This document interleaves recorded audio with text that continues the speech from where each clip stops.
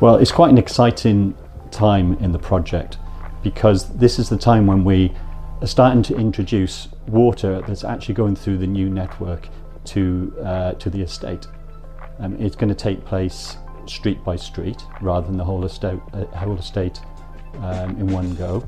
It will require that street then being turned off from the hot water supply for a day whilst the work takes place. We will isolate those blocks, 2 blocks at a time, and cut out the old pipework within the substations and pipe up the new pipework. So we're replacing valves, strainers, and replacing a lot of the pipework within those substations. Well, after the switch from the old network to the new network for that street, there'll be a period where the engineers will have to vent the system and just make sure that it's working properly. Any trapped air has to be removed. Any filters that might have become blocked have to be unblocked.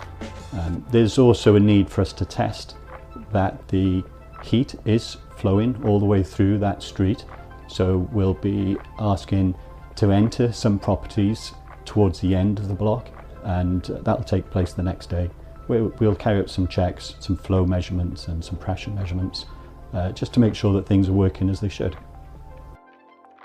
The heat network piping is in place, and there's a need to clean that out before it's used for heating purposes.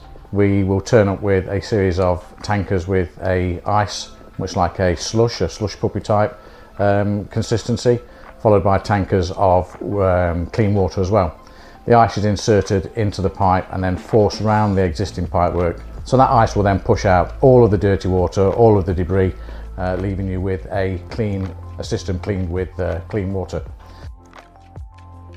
So ice pigging is a way of cleaning pipes. Is the simplest way to put it. Essentially what you do in that massive truck is a ice slush puppy.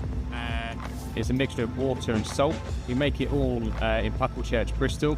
So what the salt does, it produces the freezing point suppressant, which allows this slush puppy mixture to move through a pipe like a liquid but acts like a solid. So the pigging in the pig, we create an ice pig essentially, which is a big lump of ice that travels through the pipe, moving around any bends, and it picks up any sediment, dirt, rocks that are in the pipe, and then takes it out. So what happens when we take the ice out, we take a sample to start with to see what the water's like. So we go, okay, this is our base point, this is what it is.